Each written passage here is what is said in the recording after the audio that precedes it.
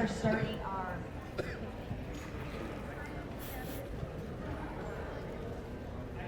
Good afternoon, everyone. We're starting our second part of our educational series right now. Again, the subject is retail returns, the misunderstood costs of your business. The discussion will be led by Tony Sciarrotta, Executive Director of Reverse Logistics Association, and Michelle Christensen, the Chief Merchandising Officer at Bargain Hunt. So let's all put our hands together and give them a warm welcome. All right, good afternoon, everyone. And so my background includes Philips and Sony, a couple little companies that had lots of returns to deal with. And I was a happy-go-lucky sales guy, and one day they said, we need you to go fix the returns problem, which is what I spent the last 25 years doing, fixing returns problems. And to me, it's not about returns problems, it's about solutions. And so we're proud today to talk to you a little bit about solutions that involve everyone here. Not just stopping returns, but what do we do with these things? I don't know how many of you can all hear and see this, but it's important to talk about the reverse logistics ecosystem. And before I do that, though, I do want to give Michelle Christensen, my guest here, an opportunity to talk about her background a little bit. I threw out Sony and Philips. You get to throw out some other names, Michelle. Yeah, good afternoon. Thanks, Tony. So Michelle Christensen, I'm currently the Chief Merchandising Officer at Bargain Hunt. And Bargain Hunt is a little 91-store retail chain that also has an online auction channel as well as wholesale. So my background is I started with a Fortune 500 company, Kroger. I'm sure some of you have heard of them. Spent 20 years in what I'll call traditional retail, as every role from running a cash register up through a buyer in that capacity. Went to a specialty retail chain, so I had specialty background, and then I went into off-price with Big Lots, and now I'm with what we call extreme bargain. So, you know, for me as a buyer, and it's funny that Tony mentions that, you know, you don't really talk about returns, and even up, 20 years ago, that wasn't even part of the conversation. So I think, from my perspective today, having been in retail for both large companies and small companies, I think that there's a unique opportunity for operators, retailers, whether you have one store or 91 stores like we do, to capitalize on this channel of the market. So I think, we'll come at this from a couple different angles today, but definitely want to share some success stories with you that we at Bargain Hunt experience with what we'll call returns or excess inventory that gets trapped in the market somewhere. So that was a long introduction, but I wanted to give you some perspective on my background. Great, thank you. Thank you, Michelle. And what I want to talk about is where do returns happen? Where do returns start? And so we have an ecosystem map here for you that just happens to reflect what we know happens with returns. Everything that happens after the point of first sale becomes part of the reverse logistics universe. Everything. When you take a package home and you open it up and you have to get your fingers cut on the clamshells, and whether you have to get to deal with the packaging and the instructions, that's all part of the reverse logistics universe that we live in. And really it starts with dispositioning. When somebody brings something back, what does the manufacturer and the retailer, what do you want to do with it? And the important answer is do something good with it. Don't throw it away. So in this map you see, it's a reflection of what's being called the circular economy.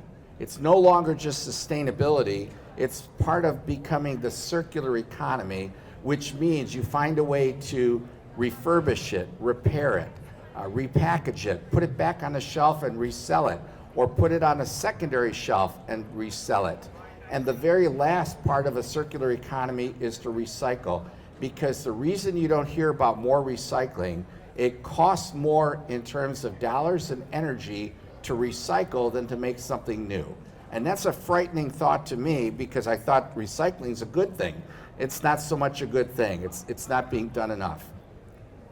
Again, we've got a large group here of people. I don't know that any of you have ever been in a returns warehouse. So if you haven't, there you go. a returns back room of major retailers looks like that section on it's on your left. That's what a returns back room looks like at many major retailers. And by the way, I look at that and think, first off, the frightening thought is 95% of the stuff in those crates works. There's nothing wrong with it. And yet, it's unhappy customers that you're looking at all those packages. And then, of course, on your right side of the screen, it's a little bit organized, but even then you can tell that inside each of those Gaylord boxes, there's mix of clothing and shoes and small appliances and so on. And that's the way this stuff looks like, trying to deal with it. And that's why reverse logistics is not a good terminology, because it's about returns, unhappy customers, and every piece has to be touched one at a time. Imagine if it was like that on the forward side. You can't handle it. All right, the next slide is more showing you about the real nightmare. Where does this stuff go? Clothing is the second highest product category in landfills across this country. Clothing is ending up in landfills, not only in our country, but that's actually a photograph of a desert in Chile where these clothes are being stockpiled, basically, in about 35,000 tons a year of clothing being dumped in the desert or in third world countries all over the world. And then on the right side, you can see there's actually a price tag from a retailer, kind of a well-known retailer. I won't say it out loud. You can see it. And that means that new clothing wound up in a desert or in a third world country instead of being used again somewhere. And the complaint used to be, as Michelle and I know, the complaint used to be that clothing is too expensive to move or return. It's not worth it. But somehow it winds up halfway around the world. And there's just something wrong with that. So we're really going to talk about, yes, these are costs that we are all living with. This is affecting our climate, it's affecting our environment, it's affecting everything on the planet. But what can we do about it? And each of you with your own stores can do something about it. And let's talk about one solution. As I turn it over to Michelle again, I want to say, not only am I proud of Bargain Hunt as a member of the Reverse Logistics Association, but I've known them for over 20 years, that they started with, as Michelle said, one store and grew because of their focus on finding opportunities in return goods and finding ways to resell them. And you can see the secondary market store, like a Bargain Hunt, they're not a mess inside. This store is very well laid out, very nicely kept, because you're getting a certain level of customers, but they still want to see things looking neat. They don't want to see things scattered all over the floor, all over the place. So the Bargain Hunt represents what we call the secondary market. And if you're not aware of it, the secondary market is growing faster and larger than the primary markets. The stores like Bargain Hunt, like Family Dollar, like Dollar General, they're outstripping the primary stores in terms of growth in the last 5 years. Actually, there's been more secondary market stores opened than primary market stores have closed. So we're trading off because people are looking for value, they're looking for good opportunity, and they're looking for new ways to save money. And this represents it. So without further ado, we're going to talk a little bit about the secondary market and what the opportunities are. But let's also talk about the fact that many manufacturers, and I was, as I said, with Phillips for a number of years, and you want to protect your brand. Clothing manufacturers want to protect their brand. So an opportunity like Bargain Hunt and other retail opportunities are terrific. But from the retailer's side, Michelle, turning this over to you, why would a first-time realtor, a first-line retailer, would they consider Bargain Hunt an opportunity to move goods to when in some ways it sounds like a competitor. Why don't you speak to that for a couple minutes? Yeah, I mean, I'll take it from your, from the retailer's perspective to your point. So I want to give a little more detail on Bargain Hunt, just so that you guys kind of understand what that concept looks like.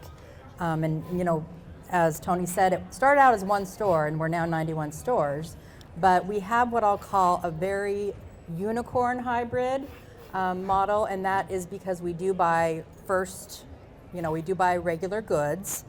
We do buy excess inventory, which is not necessarily considered a return, Right. but it is part of the reverse logistics universe, because this is product that has been produced for a retailer, and then for whatever reason the retailer didn't buy that, so it needs a home. So we buy that product, but we also have returns, which are exactly what you've seen in the pictures, product that has made it to a consumer somewhere, has been returned for whatever the reason might be, and now needs a second chance at life. So the reason I want to clarify that is this reverse logistics term is still new for a lot of people, but not all reverse logistics product looks the same. If you came into a Bargain Hunt store, you could see a brand new shirt that's never been worn. We got that through a reverse logistics channel. You could also see something that I'll call a bin sale. I think a lot of people are familiar with the bin sale. This is a pretty common way to sell goods that have come from an actual return. So I wanted to give a little bit more perspective on that, because I do think that this is such a dynamic, changing industry that if you're a traditional retailer, and that's the approach I'm taking today as I look at some of you guys and have talked to some of you, there's not a reason that you couldn't think differently about the product that you sell in your store. And I'll give you an example. We work at Bargain Hunt, we work with some pretty big name retailers to help them move through excess inventory, and they really prefer to work with smaller companies like us. They like that discretion, they like to make sure their brand integrity stays intact. So, if you're running one store or 5 stores or 10 stores, you might think of a different channel where you can secure product and source product to sell in your stores that accomplishes a lot of things. That number one, helps, whether it's a retailer or a manufacturer, have a channel to discreetly move through some of their inventory. It also helps you maximize your profitability. As you can imagine, you can procure these goods at a much lower cost than you would in the regular market. So I think it's just as a retailer or even as a manufacturer, thinking about these goods differently, and ultimately, we all have a responsibility, an accountability to our, the only planet that we know, that we have, and that is to get goods into a final home that is not in a landfill somewhere. So I do think it's about thinking differently about the whole procurement model, whether you're a manufacturer or a retailer, and how you can source different goods, ultimately with the intent is to get it to the hands of somebody that will use it and not dispose of it in a landfill. So I know that was a really long answer, but I think I'm trying to come at this, from a place where you might be a retailer or you might be a manufacturer. Either way, you want to help move these goods into the final hands rather than into a landfill. Thank you, Michelle. Talk a little bit about numbers here as well. When I left Phillips about 10 years ago, I literally got to work myself out of a job. Returns used to be 12%. I got it down to 3 or 4% range, and they really didn't need me to do that job anymore. So they let me walk out, package out, and then they hired me back to act as a consultant because they were still getting some returns, and they had to do something with them. And the key here is that the manufacturers and retailers, Michelle's mentioning some important names. I'll add some more. The companies that are out there, the Targets, the Walmarts, the Kohl's of the world, they need outlets because the numbers are staggering. It used to be 8 to 9% returns rates overall in the economy, in the retail economy. In 2022, it was reported to exceed 16% return rates, and the number is $861 billion in return goods, most of which we hope goes back on the shelf. But even if half goes back on the shelf, we're still talking $400 billion worth of retail value of goods, and a lot of it is clothing. What's happened now is that the pandemic put e-commerce on steroids, of course, and most people who buy online buy multiples. multiple sizes, multiple colors, because where's the dressing room now? It's in your living room. And so you're buying on e-commerce, so e-commerce return rates are staggering. They're easily 30 to 40%. Apparel return rates for e-commerce often exceed 50% because people buy one size bigger, one size smaller, different colors, and it's free returns. So that's the problem that has to be addressed by the major retailers. But part of the solution is the opportunity for companies like Bargain Hunt to work with them. And Michelle, let's go back to the fact that you're actually working with primary line retailers, as you mentioned. I mentioned some other names, but they're willing to work with you. Why don't you talk about the reasons, Michelle, that they're willing to work with a Bargain Hunt as opposed to just pure liquidation? Yeah, I mean, I think I alluded to it a little bit. I think, you know, each retailer and or brand, as you can imagine, has their own requirements that are associated with their brand and their brand identity. So, you know, for us, we take that very seriously, and, you know, it could be a retailer that wants us to deface all the labels off their product to keep it more, I'll call it anonymous in the marketplace, but still somebody will appreciate the style and the value even if it doesn't have the label. So I think we've just created a very dynamic model that suits the needs of anybody trying to, you know, again, liquidate this problem and not have it end up in a landfill. So I think you just have to be, like, I'll use the word dynamic again, just because this is an, you know, ever-changing industry, but you definitely want to be respectful of, you know, the brand that has been built and maintain that integrity for the retailer. And to, you know, Tony's point, we work with a lot of big retailers, we work with a lot of e-commerce companies, and we've just developed a business model that has taken all of this into consideration, and I'll use the word decision tree is how we basically sort the goods when we bring them in. You know, we even have a wholesale arm. So there are even times when we buy product that isn't necessarily suitable for our online, our retail channel, and we can resell that through wholesale, again, you know, keeping the integrity of the brand intact, you know, for the manufacturer. So again, this is, I think, the exciting thing is, you know, I've been in traditional retail most of my career, and this is an industry that has come out of necessity, and there's still so much room in this space, you know, to, you know, do the right thing. Not only do the right thing, we're not a not-for-profit company. You know, we're obviously here to make money. So I think if you really understand this returns industry, there's still room for a lot of people to have a role in this. And you know, I'll give one other example of something that Bargain Hunt is really more recently involved in, and that is online auction. And if you guys don't know about online auction, this is the craze right now. And it really depends on what market you live in, whether it's available or not. But I'm talking, you know, people furnish their entire house on an online auction at 10% of the retail cost. So online auction is just picking up a lot of traction. There's a couple big companies in the US that are in this space. But again, it's just another example of how creative and dynamic we have to be about getting product into ultimately the end user's home. And the fantastic part about Michelle and Bargain Hunt is that they're focused on using and reusing and not throwing this stuff away.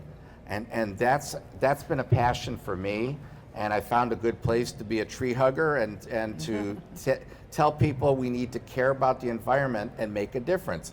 I don't want clothing to go to South America or Africa when there's homeless people here who could use it, if nothing else. But the first line has to be connections with companies like Bargain Hunt, and there's many companies looking for partners like Bargain Hunt and for smaller. And let me explain the cascade effect. It's not like you can come up to us after this and say, we'd like to buy returns from Walmart or Amazon. That's not going to happen, okay? It doesn't happen when you've got one store or 5 stores, but you can connect to the people who buy from those people and still get a good opportunity. And it's amazing because there's inventory available where sometimes there's not on the frontline side and so on. And the good companies like Bargain Hunt, and one of our other members is here, Inmar, is one of our liquidating partners, the distributor, and they're here, and they also handle return goods from retailers, from manufacturers, and they make it available to you. And honestly, I guess I get to say that at this show, the margins are better in the secondary market than in the primary market, folks. I mean, it just is, because you're buying it at a tremendous value. That's number one. There's good margins. But number two is you're attracting different customers. The people who go to Bargain Hunt and frankly go to Salvation Army stores and everywhere else and the dirt cheap stores, those aren't the people that are going to Macy's or maybe not even IKEA. And that's a brand protection thing, Michelle, because you really are not broadcasting brands as much, right? You could talk to that a little bit. Yeah, I'll hit on a couple points you mentioned. The first one is just no waste, and you know, I do think that's also an important part of your integrity as a company. I'll use an example of, you know, we do everything possible to avoid anything going into the landfill. Now, sometimes you'll have damage or expired food that's not safe, but you know, all the way down to at the end of life in our store, you go into a grab bag so that everything goes home to somebody. We do a lot of food donations in you know, areas in our markets where food is getting close to expiration, but it still has life, and we want to make sure that gets into the right hands. So I did want to hit on that first. But the other side of it is, yes, I think we've talked about, you know, brand integrity, and you're right. And I'll give you a little data point. We've just recently done some customer, you know, some marketing research to understand who's shopping in our stores. And no one shops in our stores is shopping in Nordstrom or even Target for that matter. So it's a lot of the same. You know, we have people that shop in Dirt Cheap, some shop, you know, Aldi, but it's definitely more of an extreme value customer. So you do have some protection, you know, in that market as well, knowing that somebody's not going to come in and see something that they just paid $80 for in Nordstrom and, you know, can get it here for $20 today. So it is a very different market. There's, you know, for me, the other thing I love about this industry is that it's created a lot of entrepreneurial, you know, I'll call them mom and pop stores where, you know, we have what we call bin sales, which if you guys haven't experienced a bin sale, I'm sure it's in whatever market you live in, you should try it at least once. But we have what I'll call these professional shoppers come in when we drop our bins, and you know, they'll buy anywhere from 100 to 500 items because they have their own, you know, shop in a smaller community or some place that is underserved where there's value there, right? So I do think it's just, you know, it's just become a very interesting part of retail, and you know, having been in retail so many years, I can tell you when I started out, none of this, you know, existed. So we have to evolve and I guess continue to be relevant with what the customers are looking for. Absolutely, and for the brands, and I was at Philips and Sony, and I resisted selling to Bargain Hunt for a long time because, come on, Philips brand in a store like that. But I realized, again, a couple things. Those are customers we weren't reaching. Again, as Michelle said, they weren't going to Target and then going to the Bargain Hunt stores. But if they bought something at the Bargain Hunt stores, my brand, had a good experience, the next time around they might buy a bigger Philips item or a better Philips item and so on because they have a good experience. And it does come down to that customer experience. And I know that the Bargain Hunt, you know, there's a picture of it behind us. The Bargain Hunt stores focus on that customer experience. The number one reason for goods being returned is something called unmet customer expectations. And you all know what that means. You go shopping online, you look at the picture, and you order it, and the box comes to your house, you open the box, you hold it up, and it's not what you expected it to be. And we know this because we did surveys of why did people return things that work. In our case, in electronics, 95% of them, no technical fault found.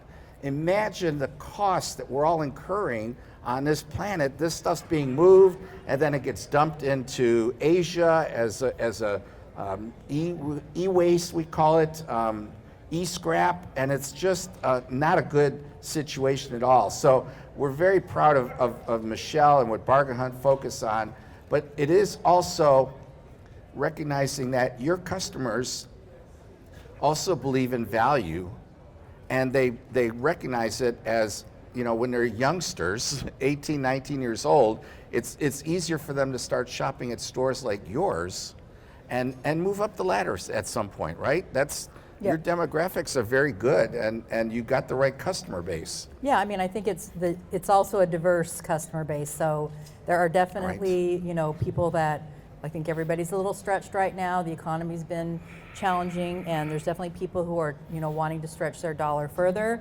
But there's also this unique segment of people who like the thrill of the hunt, which Yes. shouldn't be surprising. I mean, even for me, before I started working for Bargain Hunt, I had not been in a bargain hunt. So I went into my first bargain hunt, and it was like, holy cow, I can't believe this, right? That was me as a person in retail my whole life, looking at these extreme values.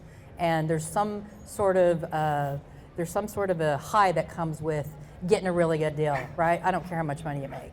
If you don't know the value, or if you don't know that feeling of getting a really good deal, then you're just not shopping right. So, I think there's definitely that side of it too, that it's like, yeah, I mean, of course, everyone wants a good value, but you kind of feel like you scooped somebody or you scooped your friend because you got, something at an extreme value. So I think it is, again, sort of a unique time in retail. And, I think for me, as I've been sitting here today and kind of listening, I think it's whatever, you're in, whether you're running a retail store, whether you're a manufacturer, whether you're a wholesaler, it's kind of like understanding this side of the business and this returns industry and how this might play into your future, with whether it's what you're doing today or something different. Just, it's not going away. It is growing. It is exponentially growing, which is unfortunate, but there also comes an extreme opportunity. If you there's still time to get in on this, it's really still a new conversation. It is, and the younger generation is recognizing the opportunity, and major brands are taking advantage. We just got to market it a little better. We got to call it pre-loved. Certified pre-owned is the auto industry. We just have to come up with that terminology for the secondary market, because that's a lot of what's out there. Right. And it appears, the indications are the younger generation, they're fine with pre-owned, pre-loved, excess inventory. They're fine. I remember college days going to the Salvation Army store and buying jeans there. I mean, jeans weren't that expensive then. I'm really old, it's okay, I know it. But you'd go to the Salvation Army, pick up a used pair of jeans for $5, and that was the deal. So, but it's becoming more and more recognized. And by the way, it's also becoming recognized, you talked about the auction marketplace, which is a big deal, but take a look online, Facebook Marketplace, eBay. I mean, we're all trying to become our own entrepreneurs, and God bless the ones that take it from not just starting small online, but turning it into a retail store. I also been talking with some folks here. You've got one store, you've got two stores, you've got 5 stores. If you don't have a good source of product in this off-price area, this is the place to get it and to connect with companies like Inmar and Bargain Hunt and everyone else, because it's really tremendous opportunities to grow your business by offering values. Just become the value retailer. And of course, let's mention the fact, Michelle, that what you do is not only good for the environment in terms of offering these values, and it doesn't end up in landfills, but you're offering the manufacturers and the retailers a way to lower their costs, right? You want to talk to that a little bit?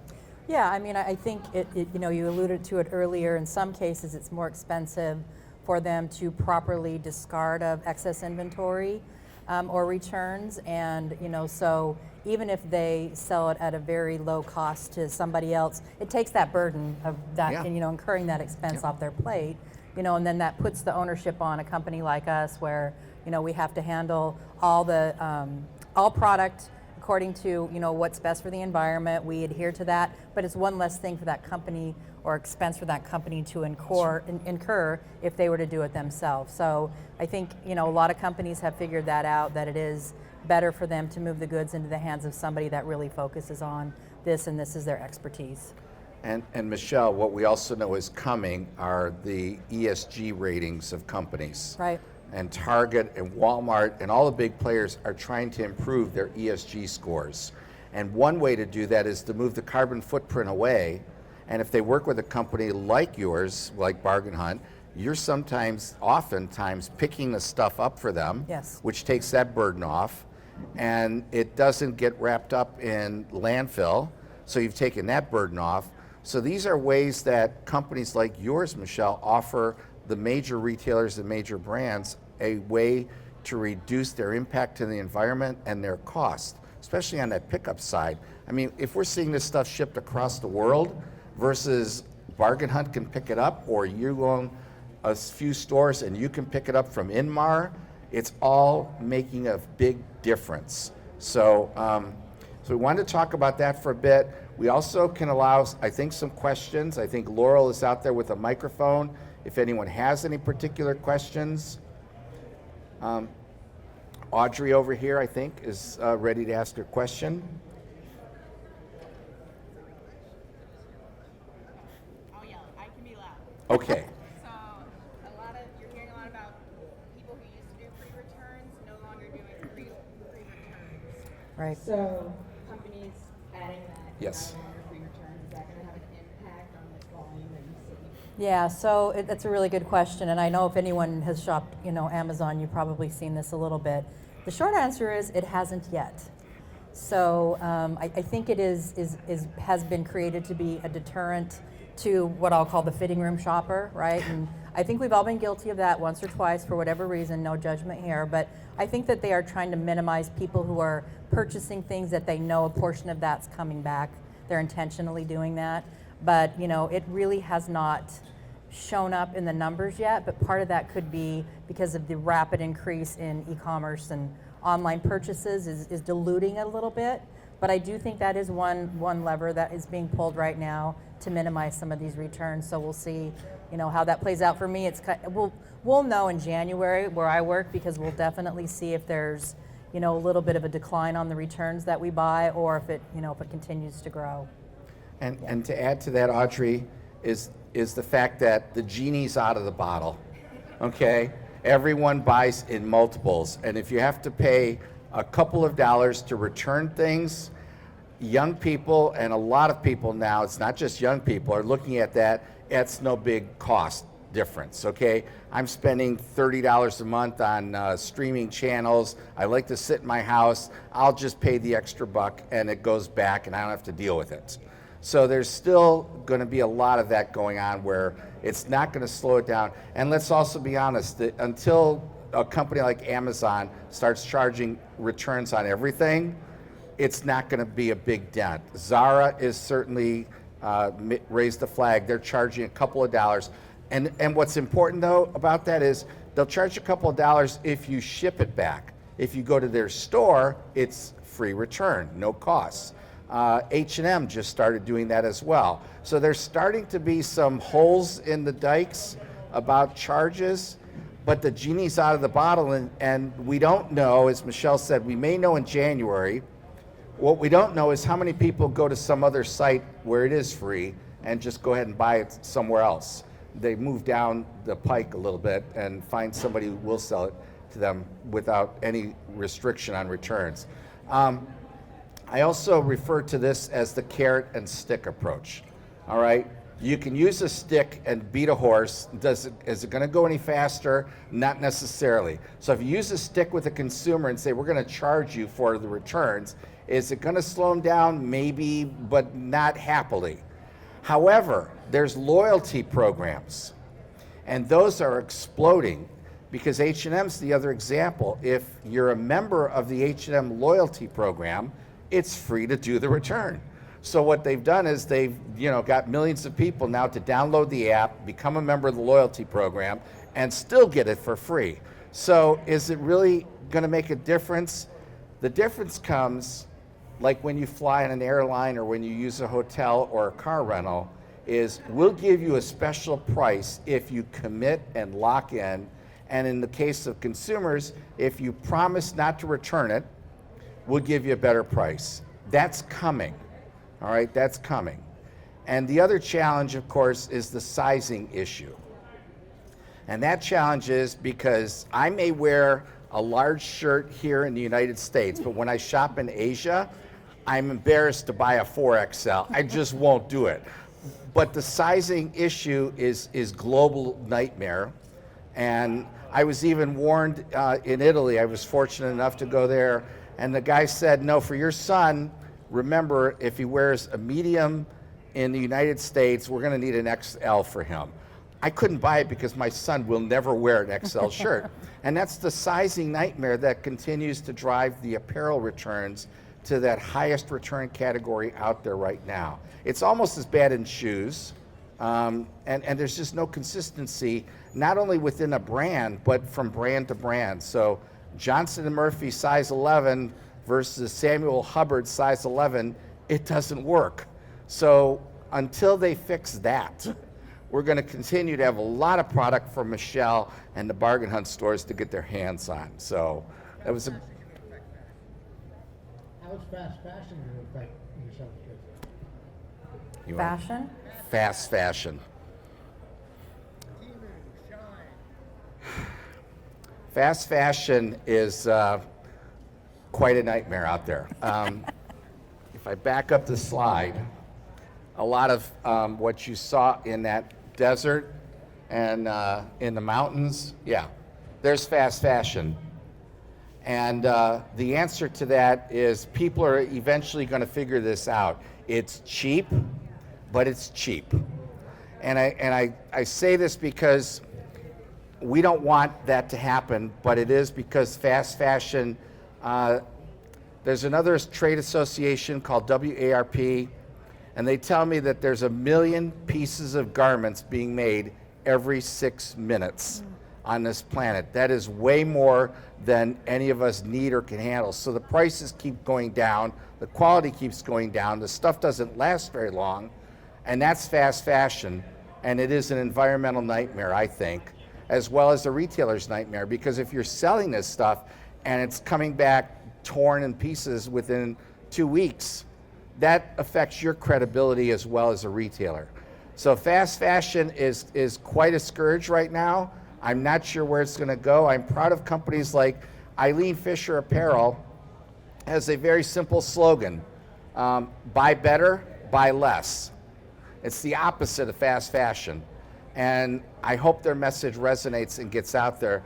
But in the meantime, these factories overseas are trying to keep the production up, keep all their workers working, and they will just crank it out, and that's fast fashion, and it is unfortunate. I don't think you see a lot of it yet. No, I think, and this is like the altruistic answer though, is it's accountability, right? So it's bigger than me, it's bigger than the industry, it's really comes back to accountability, and unfortunately when, goods are found in, dumped, that's when red flags are raised. So I agree, it's something that we avoid where we can, but it's out there and it's a reality, and it's unfortunately one of those things that ultimately it's going to have to be an accountability conversation for anything to change there. And that's bigger than all of us, unfortunately. Well, it is bigger than all of us in this country, but there's other parts of the world that recognize this as a problem, and Europe has introduced human rights due diligence laws and producer responsibility laws. And that's going to come here at some point. And what that means is if a factory in Pakistan, the workers are being mistreated, the manufacturer who sells the stuff is going to be fined to the max. They're going to have impacts to their business because any worker at any one of the factories that supplies any of these brands is potential for being fined at the European Union. So those laws have just started to hit. It'll take a while.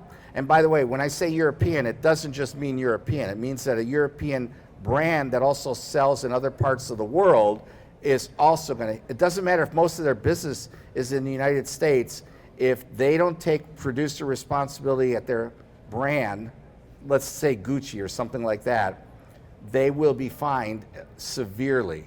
So Europe is trying to be ahead of us. They have a little less landfill space than we do. And so they work on trying to reduce returns in a big way. And we applaud them for that, but it's going to take a while. We don't like regulations in this country, business regulations. So we don't do a lot about it yet. But again, these global companies will lead the charge. And if a global company is being affected by a producer responsibility law, then that's good for everyone out there in many ways. So there's that so there's producer responsibility laws. There's also some regulations, and I don't know that Bargain Hunt is affected, but selling certain products like computer monitors. There's deposits being taken that you pay, like in California, to the state for the eventual disposal of those products. And you may see more of those laws happen. Some other states have picked up on that.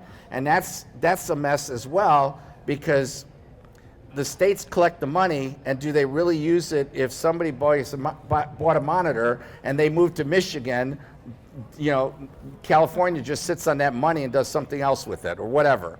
So there's so many of these varied laws that are affecting all of us. Some of them are reasonable, some of them are not. I don't think a lot of them affect Bargain Hunt, though, in too many ways. But that's what's coming as a result of fast fashion and other things going on. That's a good question. Thank you. Anybody else?